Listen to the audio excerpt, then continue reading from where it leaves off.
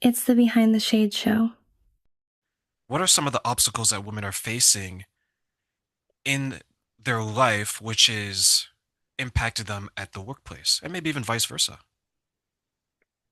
Well, I'm going to say is in their personal lives, when they don't have enough money, when they're struggling to make food, put food on the table, and they're taking care of children, or even if they're in a relationship, there still causes stress, which causes you to show up differently inside the workplace. If you're afraid you might lose your job because the powers that be, especially if you're in a government job, you don't know what day or what hour is going to change because of the leadership. So now that puts undue pressure on you to perform, give more, show up more than you actually have to because of fear. It puts pressure on you when you go home because you're doing all the things and twisting yourself into a pretzel. You're like a transformer. You're transforming all the time. You're never allowing yourself just to be and to show up. So, the way the world is putting pressure on human beings, not even just women, just human beings in itself, it's sad because it's creating hostile work environments, putting people against each other instead of showing up together and allowing the world to grow and allowing the companies. The companies suffer just as much as, say, the workers, because now you think about it, they're losing good, talented people, or you're burning out.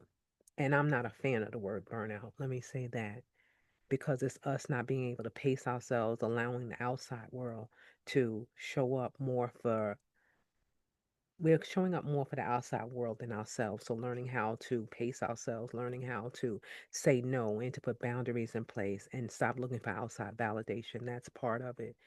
But for us as humans, the pressures of what's going on in this world around us affects us inside and outside. And you think about jobs that were primarily male dominated, that women are now having to come into because they need to make this money. They need to help at home. These are facts. These isn't something, oh, well, your husband should have, or this, or your mate should have. This is us as a human race. Things are expensive. You think about the monies it's charging, the tariffs, the this, the that, the expense. A person has to work. And now these men are seeing these women coming in these jobs that are have been conditioned to think that women have a certain place and can't have a job, and they giving aggressive behaviors toward them. So now they coming into these jobs, they're going, oh my God, I'm here to make this money, and this man is speaking over me, talking over me, doesn't want me to learn anything. Just and if I say no to going to get coffee because that's all he thinks I'm supposed to do, I might not have a job. So the pressure is real. But is it a lack of hope? No. They just having to figure it out. And I think they're seeking that, and they're seeking community, and they're seeking love, and they're seeking that way of the world used to be. So since you already know what it could be, you're in search of it. Could then that lead to maybe people experiencing a loss of identity from who they were to who they're becoming because they have to adapt to the changing conditions? I think people are always figuring it out. I don't think we know who we are from the very beginning, but I think this gives them a let me think of how I want to say it. It gives them basically a place to really focus in now. Like, what's going on? Why am I? They give them a way to ask a question. So to me, this is an opening of a door for them to figure it out. Losing identity, if they never know who they were in the beginning, they can't lose that. And if they do, guess what? It's a good thing. They peeling all that layers of what society, what your mommy, your auntie, your daddy, your teacher told you, and now you're figuring out who and what you want and where you're supposed to be for you. There's a woman I knew, she was very career oriented. She pushed, and she pushed. And what happened is when she was able to achieve a certain level of income that she wanted, because now she's able to fuel the lifestyle that she always wanted, maybe from a little girl. Maybe her mom and dad couldn't give her this lifestyle. And she decided to say that, Samantha Terrain, I want to be this. So I'm going to work my butt off to achieve it. She was able to achieve the income she wanted. She was able to get that lifestyle she wanted. But what happened is she started to get sick. Her hands started to feel numb. Her legs got numb because she wasn't able to achieve the income and the lifestyle working 8 hours a day. She had to work the 10, she had to work the 12, she had to work the 14. And what happened to her outside of her health being impacted, her emotional health was impacted. She just couldn't connect with people. And I share this story because it seems so many men and women will chase a lifestyle, chase maybe even a dream to their own detriment. Do you see people giving up a lot just to achieve something that once they have it, they begin to realize, oh, is this it? I think that's part of life. We all do. We all chasing something. We are. You think about it. Every day you wake up, you going, especially if you have goals and dreams, you're going for it. And every time you reach that goal, guess what? You're creating a new one. Are some people doing the most in a way that isn't healthy for them because they don't know another way and they're not allowing themselves to explore that? Yes. But we all chasing something. We all running after something. And we get to decide. And I think we forget that there's choices because we weren't given. I've said this to someone recently. If you don't know any other way but to run forward, that's the way you're going to go after your dreams. But when you funnel and you learn that it's so much more, and that depends on who you're with, who you're hanging out with, who you're surrounding yourself with, then it opens up so many other avenues. But it's about our learnings and our teaching and expanding.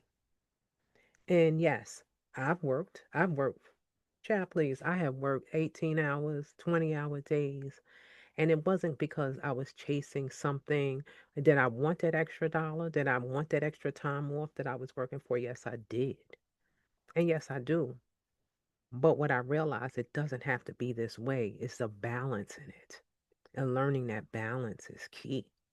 Being able to say, no, it's enough right here for right now. And maybe it's another way.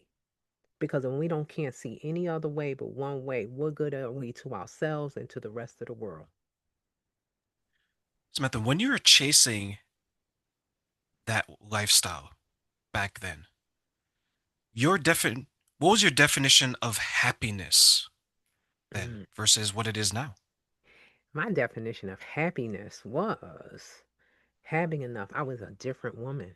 Even though I still like fashion, I still love this, I still love that. It didn't control me then, but I realized what was so much more important was my happiness. And it wasn't even just my happiness because I was happiness. Now you have me thinking here. It was more so me wanting, I was keeping up with other folks.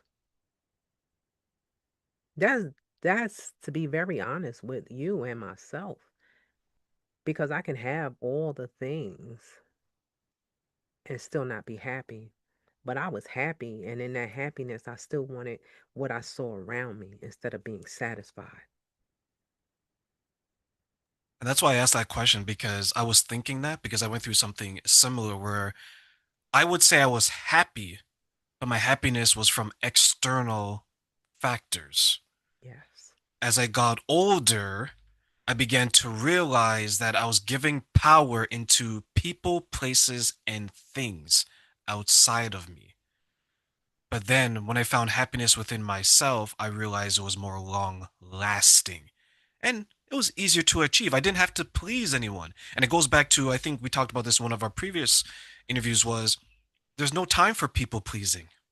I didn't Mm-mm. have toxic or chaotic people around me. There was no more drama, and I didn't have to go to Mary J. Blige to hear the song anymore, right? It's the truth, though. Your music changes, your people change, your dreams change, everything around you changes. It's craziness. Because I got my own podcast. So I just had this conversation with one of my guests. Her and I was talking about it when we're running after what's really for us and we're seeking what's seeking us. You don't show up the same way. You don't walk the same way. And the people that you allow in your life The people that you say surround yourself with, that you interact with, you're growing. You know what I'm saying? You're like, ooh, is that a new poem, or is that's more fulfilling to your soul? Is that a new book you're reading? Is that a new exercise? Is that something different? So you're filled differently. Your cup is overflowing with a different type of self-love, self-care, self-joy. That's what happens. Why do you think some people maybe push back against that new type of life when they're face to face with it? Oh, but they don't know any better. When you don't know better, and you're not seeking better, and this is all you're surrounding yourself with, and not just that you don't know better, you're not allowing yourself to imagine anything bigger than where you are. And it's not purposefully. It's not, because I went to college with this young lady, and her and her sister, they grew up in an environment that wasn't ideal. And she went one way and her sister went another way, meaning she went for education, she went this. And it wasn't for anything purposefully that guided her. It was the way she saw her life and what she dreamed of. And if you're not dreaming, if you're not imagining anything but what you're seeing, then you're not moving forward in that direction. You're okay where you are. And I remember just being okay. I remember that. And it wasn't because I didn't want it, it's just that I didn't see it. I couldn't imagine it. And that's a big thing, not being able to imagine or see anything bigger than what's in front of you, even though you know it's there. But at what point in your life does it switch? Is it that light bulb moment, or is it exhaustion? I think sometimes it's exhaustion. Pain before the upgrade. Yes. Yes. And it's unfortunate that it has to be that way. But I don't think that it's the worst thing in the world, because it depends on how we choose to think about it.